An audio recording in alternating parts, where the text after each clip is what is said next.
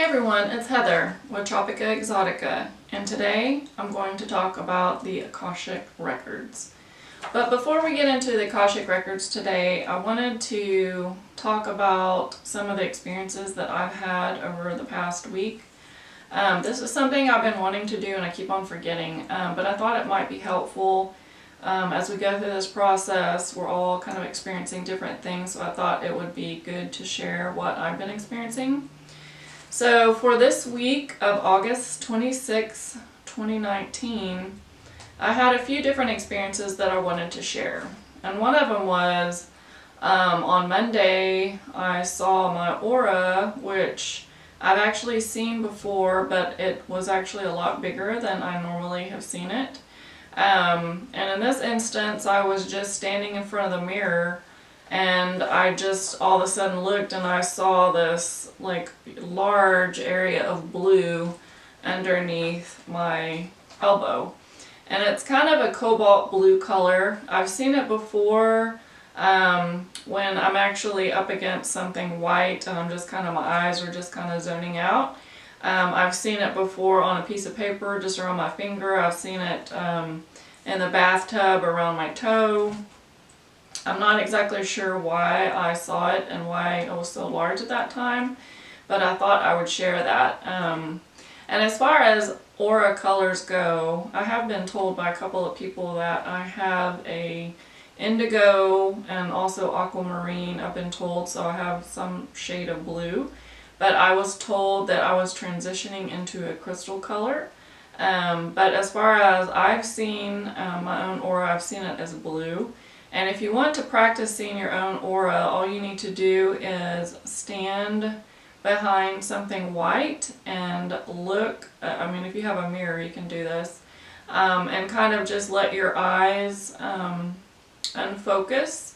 And what you'll want to do is just, let your eyes unfocus, and you might start to see colors, but the key is to not focus on those colors, to just keep on letting your eyes unfocus, and then that way, because if you try focusing it, it'll go away.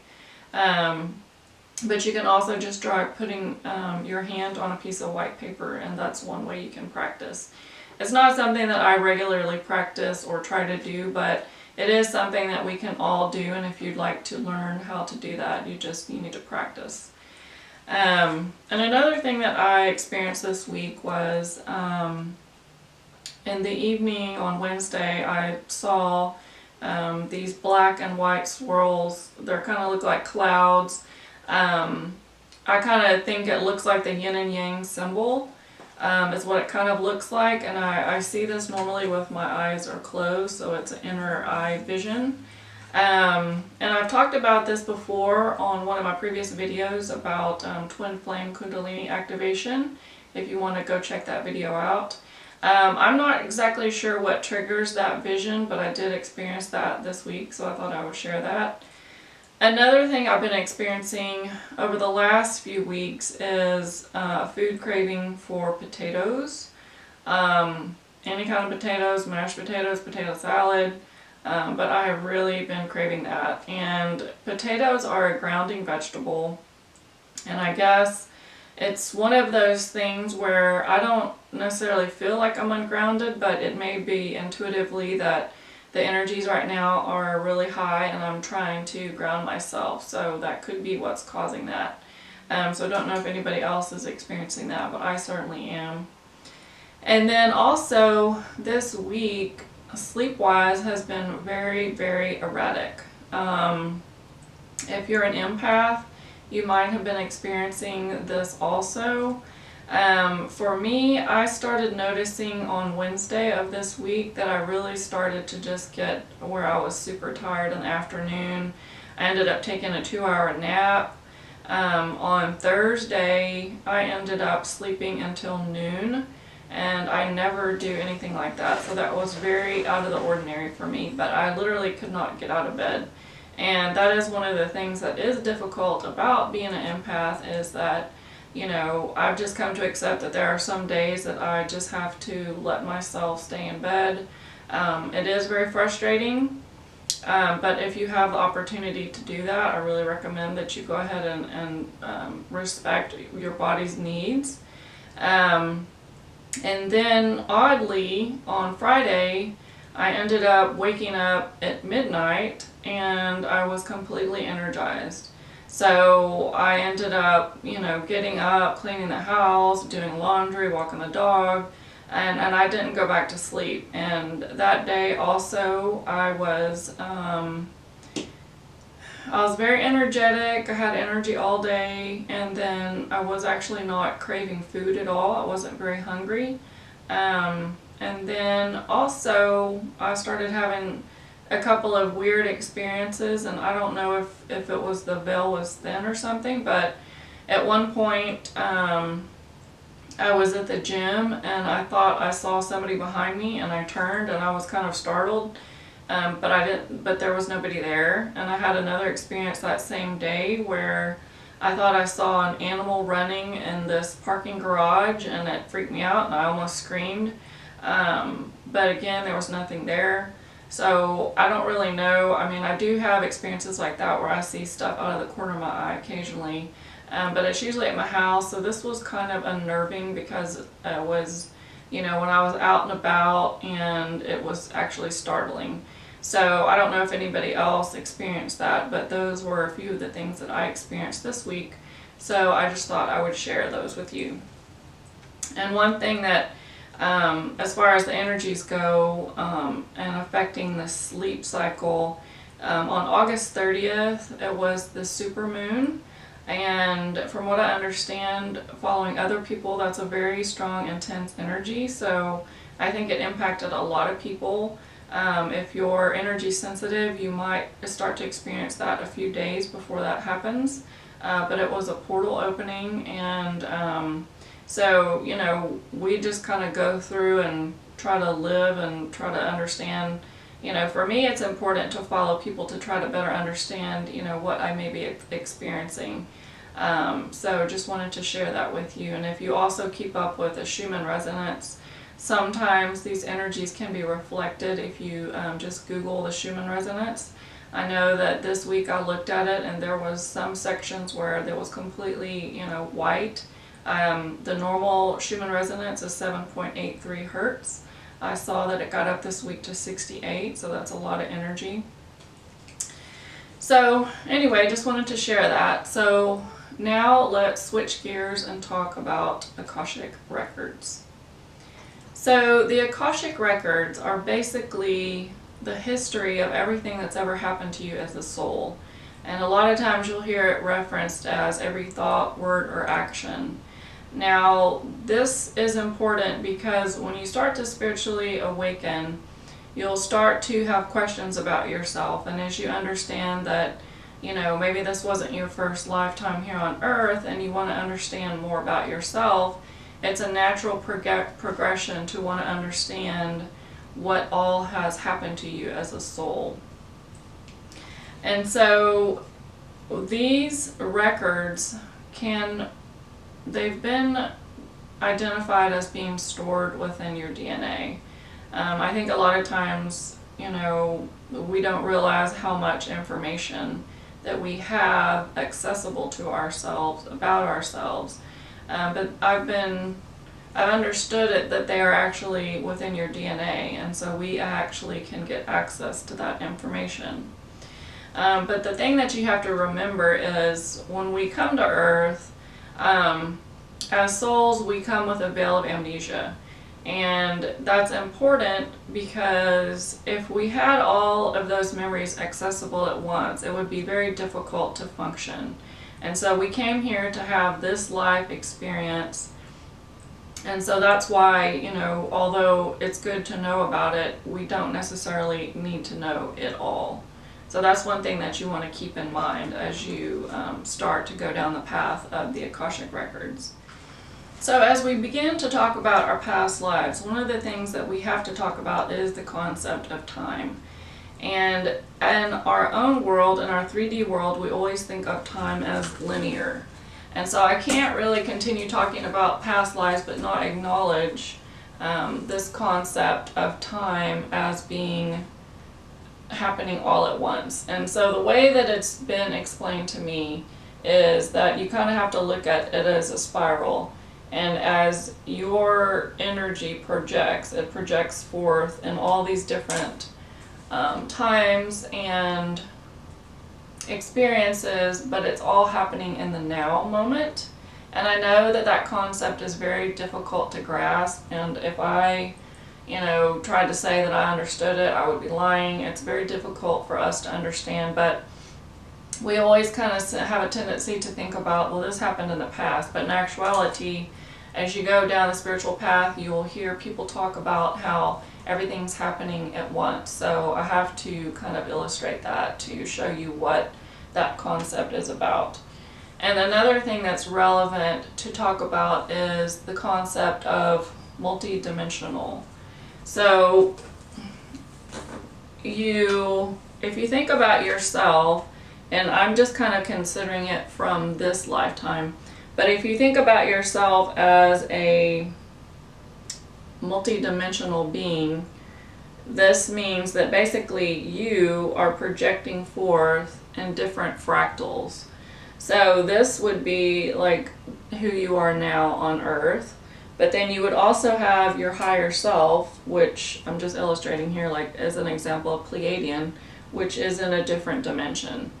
And so later on we'll talk about this concept a little bit later in more depth, but I wanted to just bring this up because it's part of the whole picture about who we are and how this relates to us as individual souls having experiences and how they're tied into our past. So, alright, so back to the concept of the Akashic Records. So during this lifetime here on Earth, as your Earth fractal, you may be, realize that you are drawn to certain topics, or maybe you have certain fears that you don't understand, or there might be certain quirks about you that you don't really understand. Those could all be tied to past lives. And so when we start to awaken spiritually, one of the things that we naturally are drawn to is becoming more aware of our own selves and to have a fuller picture of who we are as souls and how that ties into our mission here on Earth. And a lot of times you will hear people talk about these concepts about traumas that may have happened during other lifetimes, and they may still be within our own energetic field, and that may be something that we're bringing forth in order to heal in this lifetime. One thing that this is my own perspective, is that I think it's important to understand and know more about yourself, your past lives, but I don't feel that it's important to focus only on healing traumas from your past lives. I think if you find that there's something in this life that is preventing you from having a full experience, then I would definitely look into that, but I wouldn't dwell on that. And I also would not dwell on trying to know everything there is about yourself. I think it's relevant to a point, but I don't think it's something that you want to, just try to analyze, because we're here on Earth, we have a purpose here on Earth, and having some knowledge will help us better understand ourselves and help our mission here. But I don't think that it's important to, spend so much amount of time trying to, delve into that. Now, I wanted to talk about my own personal experience about, the research that I've done on myself as far as understanding more about myself and my soul purpose. So a lot of times what happens during this spiritual awakening is that you will have a need to talk to people that have more information, because you will read books, you'll watch YouTube videos, but you really want a one-on-one personal interaction with somebody, and so that's where a lot of us end up going to psychics. Now, I think it's interesting because I've gone to a few different psychics for different ultimate reasons, but ultimately a lot of times what they'll end up doing is doing readings about you that are relevant to this lifetime. And so one thing that I think is very interesting for me is that out of the 3 readings that I have done, all of them brought up the concept that I have past lives working with plants and herbs. And so I just find that fascinating because it's actually something that I really am interested in. I love plants, I always have been. And so it's just interesting that you get that kind of validation of you know, that's been something that you've always been interested in, you've had it, you've carried that interest over into this lifetime. I've also been told by all 3 psychics that I was a healer. And when I first heard this, I just thought that was very unusual because I never thought of myself as a healer. I didn't really even understand what that concept meant. I came from a science background, and so I've always had a kind of scientific life path. But I think, you know, I've always recognized that I had a spiritual you know, interest, and so I've always also had spirituality as one of my, you know, how I would identify myself as well. The other thing that I thought was interesting is that they all brought up the fact that I have a connection to Pleiades, and then also I've been told as well connection to Lyra and Lemuria.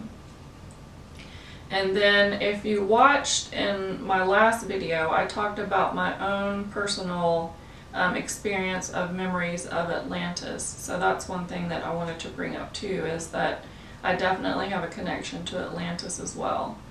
And then one other thing that I thought was really interesting, there was one psychic who brought up something about me being a singer in a previous life. And at the time, I just thought, okay, well, this is really weird. You know, never heard about this. This is kind of odd. But then after the reading, I started remembering that one of the things that I've always kind of said throughout my life is I always wish that I had the ability to sing. And so that was kind of funny because obviously I wasn't planning on bringing that skill into this life and having that, but it was something that I had always really wanted. So I thought that was kind of interesting. And one last thing I want to talk about when it comes to psychics and the Akashic Records. I would say use discernment when it comes to reaching out to people to provide information on your own soul history. I know that I have actually had a couple of readings with people who the readings did not resonate with me at all, and also one of them actually did not do a reading on me, but instead tried to get me to come back to do a reading. And so it's like they were just wanting to get you as a client and just, you know, have you continue to pay them. So, you know, most good psychics will provide information to you with the understanding that they will help you along your path, but they expect you to do the work and learn how to access that information yourself. And so that ties into my next point, which is, you know, one of the things that you can do is you can take courses, you can read books, you can watch videos to try to learn how to access your Akashic Records. But I think one thing that is a natural step in this process is that as you awaken, those memories that are relevant will start to come forward. They'll start to come forward to you in dreams, in visions, and you'll just have these inner knowings. So that's one way that you will start to experience the Akashic Records. So I think that's about it that I have on the Akashic Records today. So this is another video that I have in kind of a category of videos about who are you. So if you have any other questions about this, this is kind of a natural progression of topics for this concept to provide a background for us moving forward. So if you haven't watched those other videos, I encourage you to go check those out. So again, thanks you guys, I appreciate it. Stay tuned for more videos. Thanks, bye-bye.